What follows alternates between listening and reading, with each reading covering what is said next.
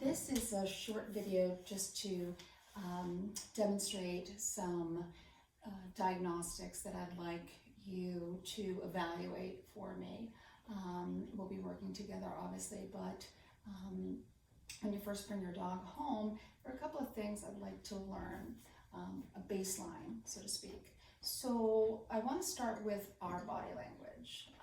We have already reviewed dogs' body language and to get a sense of what they may be feeling internally. We don't have access to how they're feeling, but they can certainly demonstrate how they're feeling through their body language and vocalization. So we want to address our body language because that's going to be really important as well. I want us to note that when we stand in a position where we're facing the dog, that is threatening to a dog.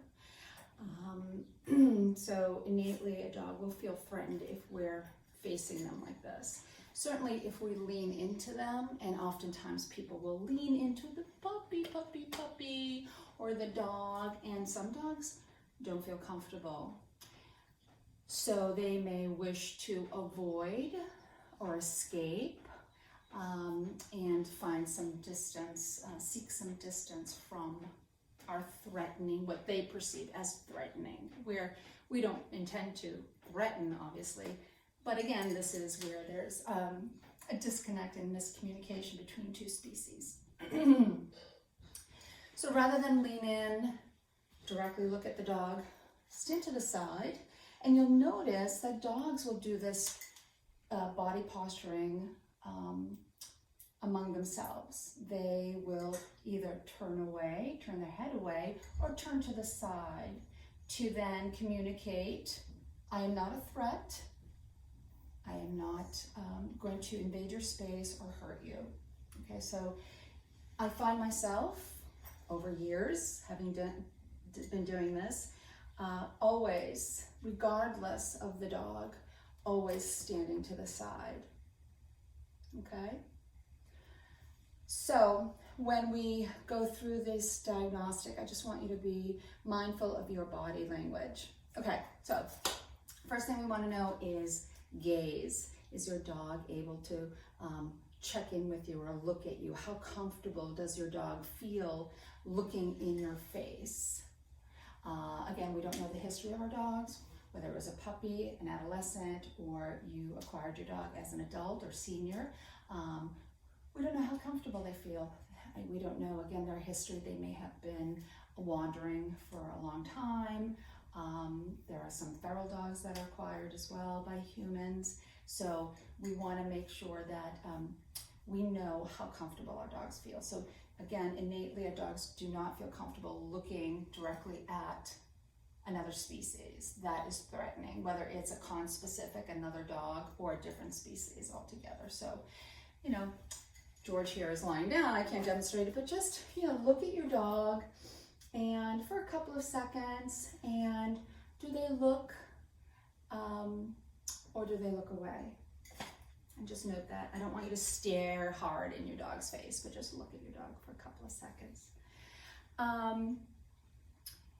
We will be working on skills to help improve the way they feel about looking in our face. So the second thing I want you to look for is, how does your dog, Georgie, hi, what are you doing, buddy? I want you to lean into your dog or enter your dog's space, right? So how does your dog react to leaning into them? Do they avoid you? Do they walk away? So I want you to try that. Third,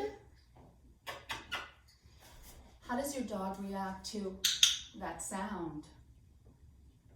Hi. So your dog might be noise sensitive. That sound may create or instill fear. If it's too loud, your dog may be sound sensitive. So we could either muffle that sound, or we could use a pen, or we could use something other than something mechanical, a mechanical noise. But we can talk about that as we continue to train, but I want you to test it out. So what the reaction is to the clicker. If they turn their head and whiplash like George just did, that's actually a good sign. What is their relationship with food? Okay, so are they, I want to know if they are not sharing, if they are coveting the food, because food is a very high, we call it a high value resource. So do they pick up a bone and walk away with it? Do they scoff down the food and sort of crunch down, hunch down when you're close by? So I wanna see that as well. How does your dog react to food? When you're giving your dog a treat, do they take the food gently, right? Or are they taking it with their teeth very hard, and we call it a hard bite? That's gonna tell me, again, how they feel about the proximity of food and yourself, to some degree, conflict with you presenting the food, or also may help me understand their level of anxiety. Okay, food is a wonderful way to test how our dogs are feeling in a given situation. And so that also helps me. It's that mouth pressure is what I'm looking for. I want to know, again, if your dog is not avoiding you when you've done the lean-in test or coming close proximity. I want to know if, come here, Papa. Georgie, come. Excellent, good boy. How does your dog feel about being restrained or held, right? Now we want to be careful about this, right? So I just 1, 2, 3, if your dog is okay with that. Certainly don't apply any pressure or restrict your dog if you find that they're moving away. Allow them to move away from you. I just want to have a baseline of how they're feeling. I'd like to know what, if they play, right? If they are, do they like balls? Go get it. Not so much. George, what about this? A squeaky? Go get it. Yay, he likes a squeaky, right? So I want to understand their reaction to toys. Next, we want to know how our dogs feel about novel things in the environment, whether that is noise environment, noise pollution in the city. It could be a strange person, a strange dog, substrates like grass and cement and that sort of thing. So that's something that you're going to have to test outside. And I would suggest that that we proceed with caution with that. And again, just observe, how does your dog react to novel things in the world, strange things in the world. And so we're, again, looking for strange people, strange dogs, strange objects, places, and how they feel about substrates, like different tactile feelings under their feet. And then I'd like to know what your dog does when you leave them alone. This is going to be really important. If your dog is young and a puppy, we'll be working on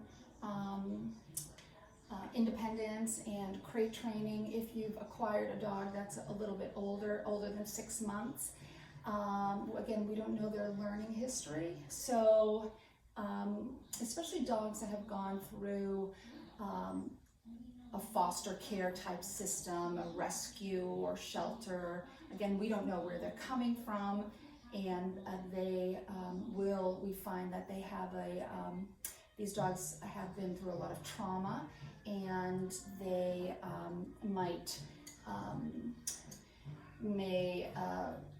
become very attached to you quickly. And so we really want to get into the habit as soon as possible to help them learn independence is a good thing. And our dogs should be alone no more than 4 hours. And so arriving at that time frame is something that we want to work towards. So I'd like you to